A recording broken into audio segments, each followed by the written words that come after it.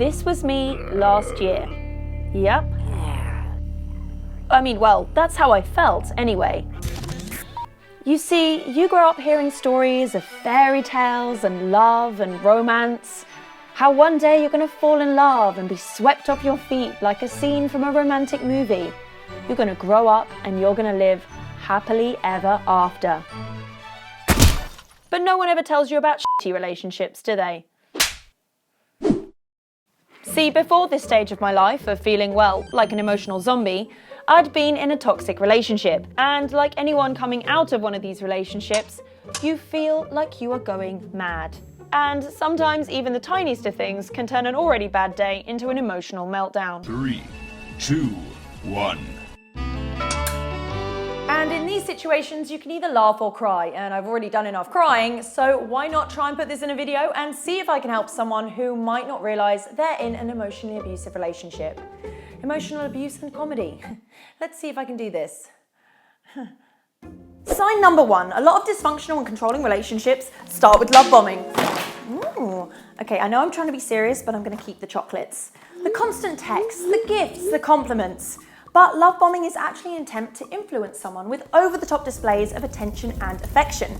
So what's the difference between love bombing and a whirlwind romance? The difference between how good the chocolates are. No. No. The actions of someone who is love bombing almost never match their words, which leads me to...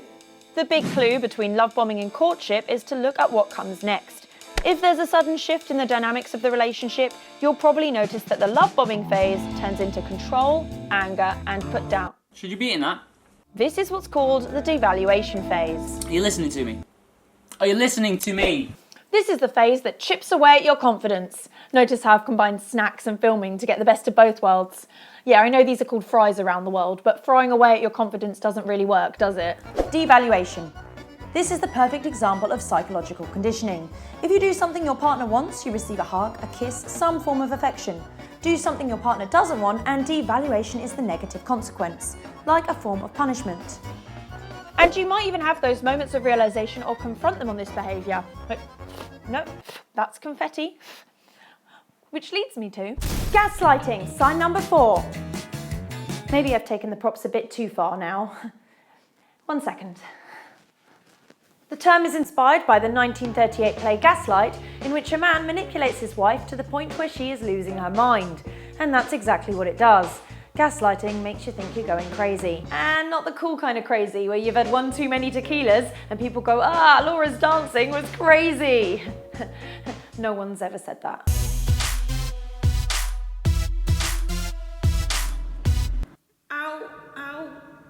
Gaslighting makes the other person in the relationship feel like they're going mad.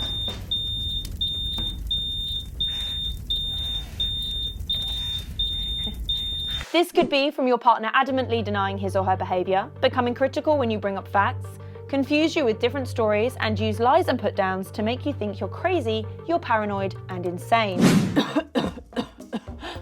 The idea of gaslighting is so the person on the end of it ends up doubting their own reality and ability to reason, which leaves you very, very confused. I definitely said we were going out tonight.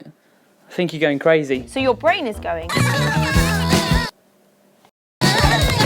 But unfortunately, in a lot of cases, that feeling of craziness only continues when you get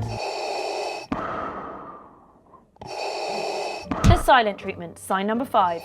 Sometimes to avoid responsibility or conflict, and sometimes to gain control. Whatever the reason, if you're in a relationship, the silent treatment is hell. And there's also the evolution of the silent treatment. Ghosting!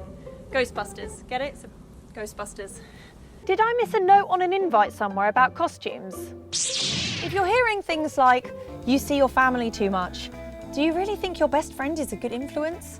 I don't really like that friend of yours. On a common basis, it might be time to reflect, because toxic relationships end up distancing you from your friends and family.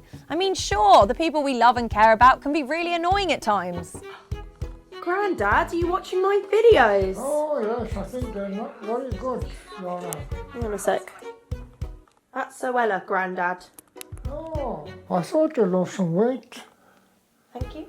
Thank you very much. Thank you. But unfortunately, often people in toxic relationships find themselves pulled away from those close to them and sometimes becoming quite isolated just to keep their partner happy.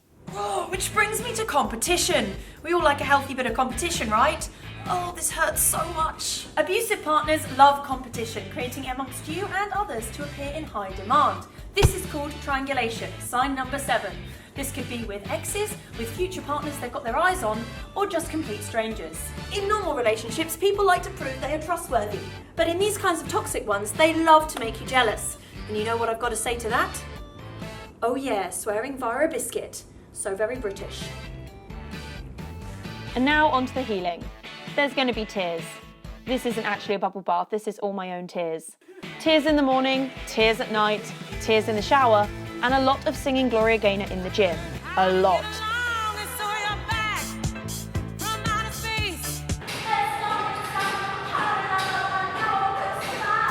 And drink coffee because you'll still be crying, but you'll be crying with more energy. And then it hits you. It can happen anywhere, at any time. You are out of one of the worst relationships of your entire life. And all of that pain was over one tiny person in the whole world. The whole world!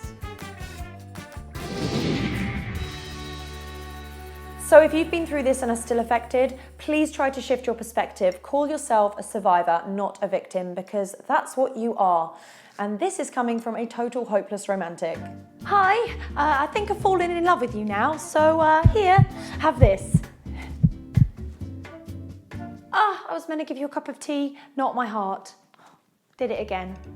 From a personal note, I was left very low. I was left like a broken woman. And through learning to love myself again and being around the most loving and supportive people and learning about what I'd been through, I managed to find happiness again. From having no confidence to running around a park dressed as Darth Vader.